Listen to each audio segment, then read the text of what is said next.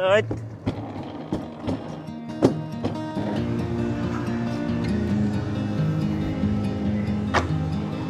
Brake र accelerator चाहिँ हातमा छ तल थिच्छु एक्सिलेटर कुद्यो तुफान कुद्यो माथि थिच्यो ब्रेक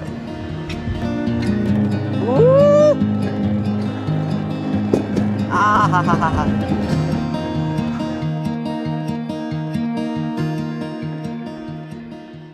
हेलो एन्ड नमस्ते एभ्रिवान के छ हालखबर आज म कहाँ छु भन्दाखेरि नेल्सन बेमा रहेको तोबोगन हिल पार्कमा आइपुगेको छु तोबोगन हिल पार्कमा चाहिँ यहाँ के एडभेन्चर गेमहरू छ भन्ने सुन्नमा आएकोले यहाँको के छ त आज यो ठाउँ घुमौँ न त भनेर हामी आएको छौँ हामी यहाँको हरेक कुराहरू ट्राई गर्ने जमर्को गर्दैछौँ दुईजना लाल जोडी यता हुनुहुन्छ गोल्डी एन्ड सिलु जस्तै देखिने तर सिलु जस्तो नदेखिने गोल्डी जस्तो चाहिँ देखिन्छ Goldie for Temu let's go in हामीले टिकट लियौँ टिकट यस्तो छ टिकट लिएर अब पार्कभित्र गएर के एक्टिभिटी छ भनेर चाहिँ हामी एक्सप्लोर गर्न लागिरहेका छौँ सुरु हो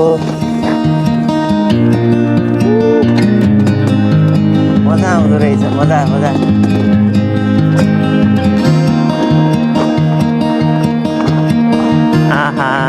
सबैभन्दा पहिले सुरु गर्यौँ यहाँको सबैभन्दा लोकप्रिय आकर्षण तोबोगन राइडबाट यो साधारण स्लाइड होइन यहाँ तपाईँ एउटा सानो स्लेजमा बस्नुहुन्छ जुन स्टिलको ट्र्याकमा चल्छ सुरुमा स्लेजलाई मेकानिकल लिफ्टले पहाडको टुप्पोसम्म पुर्याइन्छ अनि माथि पुगेपछि त सुरु भइहाल्छ नि वास्तविक रमाइलो माथि पुग्दासम्म वरिपरिको दृश्य पनि राम्रोसँग हेर्न पाइन्छ चारैतिर हरिया रुख अनि घना जङ्गलको दृश्यावलोकन गर्दै माथि पुग्नुको मजा नै बेग्लै छ साँच्चै भन्नुपर्दा तोबोगन हिल पार्क आउनुको मुख्य कारण नै धेरै जसो मानिसका लागि चाहिँ यही राइड हो अनि यो चाहिँ लिभर हो हाम्रो स्टप गर्ने र जाने अनि त्यसपछि हामी चाहिँ अल द वे डाउन तलबाट पुरै आयौँ माथि उकालोसम्म यो चाहिँ लाइक इलेक्ट्रिकल्ली तान्ने रहेछ माथि पुगेपछि यो कन्ट्रोल चाहिँ हाम्रो हातमा हुन्छ यो जुन लिभरले गर्दा चाहिँ हामी कन्ट्रोल गर्छौँ अनि यहाँ ठाउँमा राखिदिएको पनि छ पुल ब्याक टु स्लो अनि पुस फरवर्ड टु गो भनेको छ अब हामी यहाँबाट माथि आइपुग्यौँ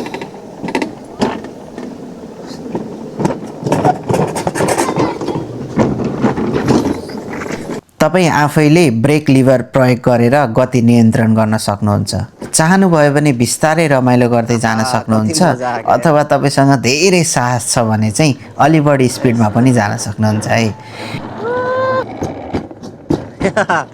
यो ट्र्याकमा त बहुत मजा आउँदो रहेछ यार यो करिब 500 मिटरभन्दा बढी लामो ट्र्याक हो र एक राइड लगभग 2 देखि 3 मिनटसम्म चल्छ यदि तपाईँ चाँडो जानुभयो ट्र्याकमा धेरै घुमतिर मोडहरू छन् जसले राइडलाई अझ रोमाञ्चक बनाउँछ सबैभन्दा राम्रो कुरा भनेको स्पिड तपाईँ आफैले कन्ट्रोल गर्न सक्नुहुन्छ हातमा भएको ब्रेक लिभरले बिस्तारै चलाउने कि अलि स्पिडमा जाने भन्ने निर्णय तपाईँको हुन्छ त्यसैले पहिलो पटक चढ्नेलाई पनि धेरै डर मान्नुपर्ने अवस्था भने हुँदैन सुरक्षाका लागि सानो बच्चाले यो राइड एक्लै चलाउन मिल्दैन निश्चित उमेर वा उचाइभन्दा कम भएका बच्चाहरूले गार्जियनसँगै डबल स्लेजमा यात्रा गर्नुपर्ने हुन्छ मेरो अनुभवमा यो धेरै रमाइलो सुरक्षित र परिवारका सबै सदस्यले खेल्न मिल्ने अथवा मजा लिन सक्ने एउटा गतिविधि लाग्यो पोर्ट स्टेफेन्स घुम्न आउनुभएको छ भने यो राइड चाहिँ छुट्टाउनै नहुने एक्टिभिटी हो है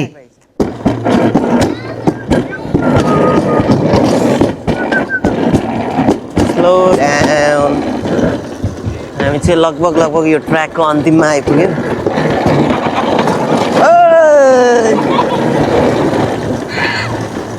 लास्ट भयो ल फाइनल भयो भेरी स्लो न यस्तै मोबाइल मजा आयो बहुत रमाइलो आयो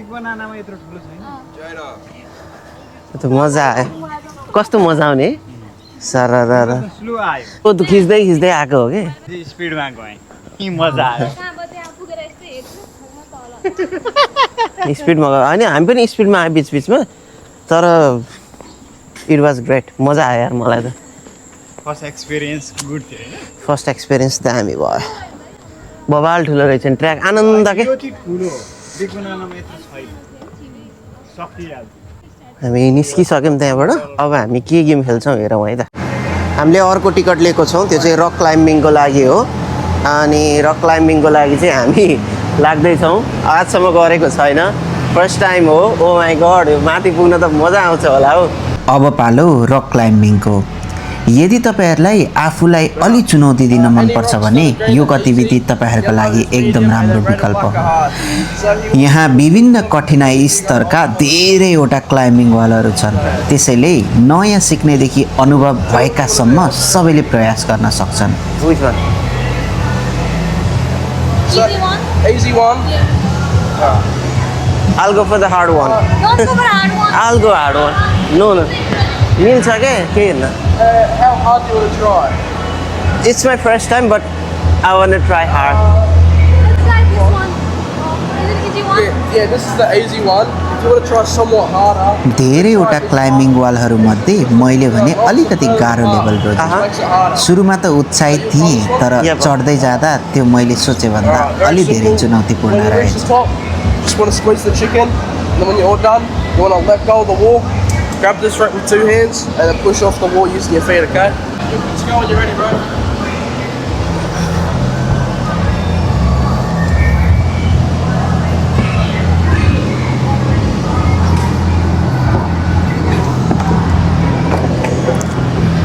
रक क्लाइम्बिङ गर्नको लागि हातको शक्ति धेरै नै चाहिने रहेछ माथि जाँदै गर्दा शरीरको सन्तुलन मिलाउँदै अनि कुन ठाउँमा हात र खुट्टा राख्ने भनेर सोच्नुपर्छ बिचमा एउटा यस्तो स्टेप आयो जहाँ चढ्नै नसकिने जस्तो लाग्यो धेरै प्रयास गरेँ तर सफल हुन सकिनँ त्यति बेला त यतिमै छोडिदिउँ कि जस्तो पनि लाग्यो पछि गएर थाहा भयो कि सिधै माथि मात्र होइन दायाँतिरको रक पनि प्रयोग गरेर अर्को होल्ड समात्न मिल्ने रहेछ त्यो कुरा थाहा पाएपछि आत्मविश्वास बढ्यो त्यसपछि बिस्तारै अगाडि बढ्दै अन्ततः माथिसम्म पुग्न सफल भयो माथि पुगेपछि आएको खुसी र उपलब्धिको महसुस त शब्दमा भन्नै गाह्रो छ सुरुमा गाह्रो लागे पनि हार नमान्दा अन्त्यमा सफल हुन सकिन्छ भन्ने यो अनुभवबाट पनि पुष्टि हुन्छ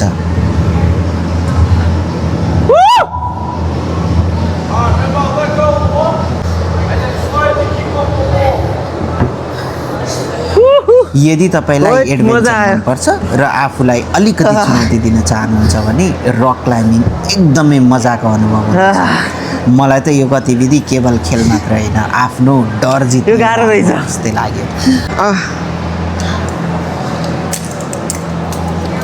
यो चाहिँ बहुत रमाइलो भयो लाइफको first ever rock climbing it was good छोड्न चाहिँ यो चाहिँ नछोड है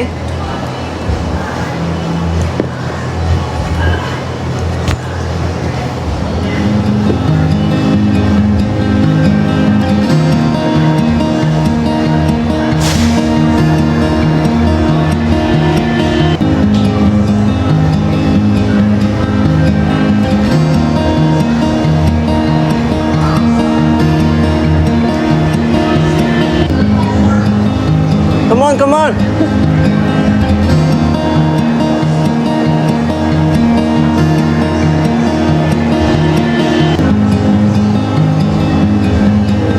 भाइ माथि नै पुगेछ हो रसु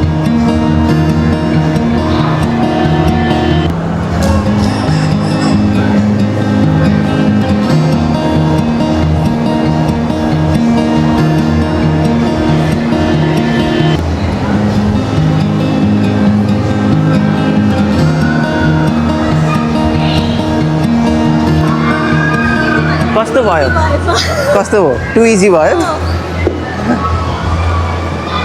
किनभने यहाँ टेक्ने ठाउँ नै ठाउँ छ नि त त्यहाँ त हेर न यो यहाँ पुगेपछि त बहुत गाह्रो छ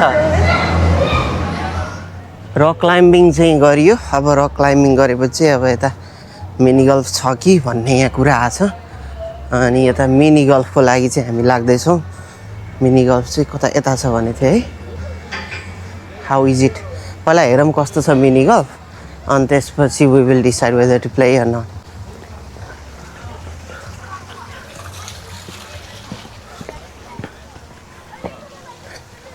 यस्तो रहेछ हौ मिनी गल्फ।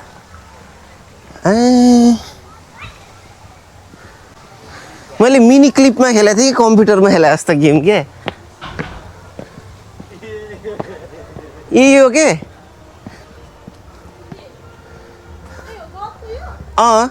मिनीवाला के भनेको यहाँबाट ट्वाङ्गा हान्ने हो यो पोइन्टबाट। अनि अब कति हिटमा चाहिँ तिमीले यहाँ बल छिराउँछौ भन्ने कुरा हो क्या। चाहिँ कम्प्युटरमा खेलिन्थ्यो पहिला मिनी गल्फ भनेर, मिनी क्लिपको गेम सेम त्यस्तै रहेछ। त्यस्तो रियलमा चाहिँ एक्साइटिङ लागेन, कम्प्युटरमा खेल्नै मजा आउँथ्यो बच्चा हुँदाखेरि।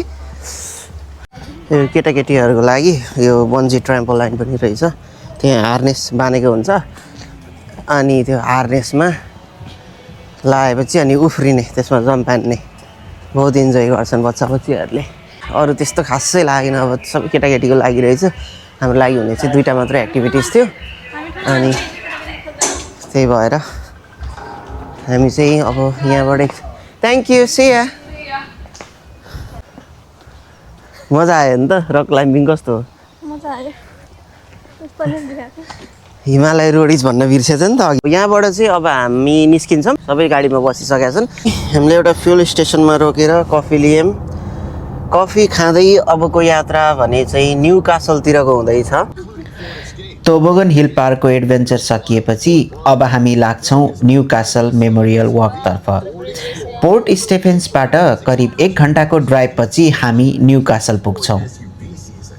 Pay you on the spot for your gently. While you're here, you can stock up and young adults. So stop by Plato's. अहिले चाहिँ हामी न्यू कासल मेमोरियल वक भन्ने ठाउँमा आइपुगेका छौँ। यहाँको विशेषता चाहिँ यो समुद्र नै हो र एउटा ब्रिजबाट चाहिँ हामी छोटो एउटा वक पनि जान्छौँ, लाइक 10-15 मिनट्सको हुन्छ कि। एकदम राम्रो छ भन्ने सुनिएको छ। लेट्स सी कस्तो छ। तर यो समुद्र चाहिँ बहुत भव्य विशाल रहेछ, कतै केही देखिँदैन, परसम्म समुद्रै समुद्र छ। यहाँबाट चाहिँ मेमोरियल वक चाहिँ सुरु हुने रहेछ। यहाँ चाहिँ सानो ब्रिज जस्तो छ अनि यहाँबाट चाहिँ हामी फ्यु मिनट्सको वकबाट चाहिँ उतासम्म जान्छौँ अनि हजुरहरूलाई पनि देखाउँछु है त कस्तो छ यो लुकआउट पोइन्ट भनेर। न्यू कासल मेमोरियल वक न्यू कासलको सबैभन्दा प्रसिद्ध आकर्षणमध्ये एक हो। यो वकवे एन्जाक सैनिकहरू, विशेष गरी फर्स्ट वर्ल्ड वारमा सेवा गरेका हजारौँ सैनिकहरूको सम्मानमा बनाइएको हो। त्यसैले यो ठाउँ केवल घुम्ने ठाउँ मात्र होइन, इतिहास र सम्झनासँग पनि जोडिएको ठाउँ हो। यो वकवेमा हिँड्दा बाटोभरि विभिन्न ठाउँमा स्टिल प्यानलहरूमा सैनिकहरूको कथा, इतिहास र नामहरू पनि राखिएका छन्। त्यसैले हिँड्दै गर्दा यो ठाउँ किन बनाइएको हो भन्ने कुरा पनि बुझ्न पाइन्छ। रमाइलो मात्र होइन, यो ठाउँले इतिहासप्रति सम्मान गर्न पनि सिकाउँछ।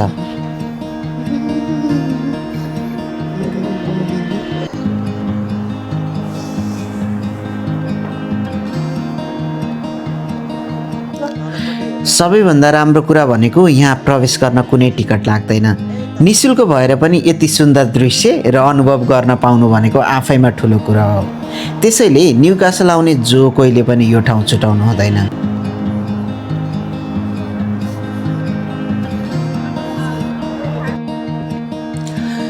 एकातिर विशाल पेसिफिक ओसन अनि अर्कोतिर सुन्दर न्यू कासल सहर। यस्तो दृश्यले यहाँ आउने जो कोहीलाई केही क्षणका लागि भए पनि रोकिएर प्रकृतिको सौन्दर्य महसुस गर्न बाध्य बनाउँछ। हामी पनि बिस्तारै हिँड्दै प्रत्येक ठाउँमा रोकिएर दृश्यको मजा लियौँ। हावाको चिसो स्पर्श, समुद्रको आवाज र माथिबाट देखिने दृश्यले एकदमै शान्त महसुस गरायो। फोटो र भिडियो खिच्नका लागि पनि यो ठाउँ निकै उत्कृष्ट छ।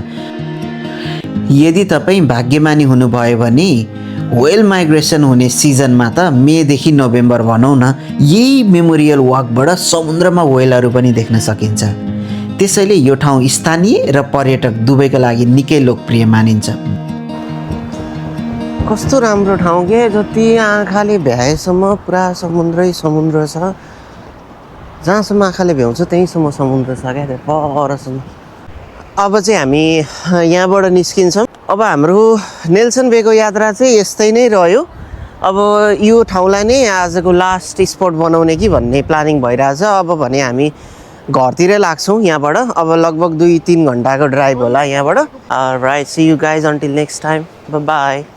Thank you for watching.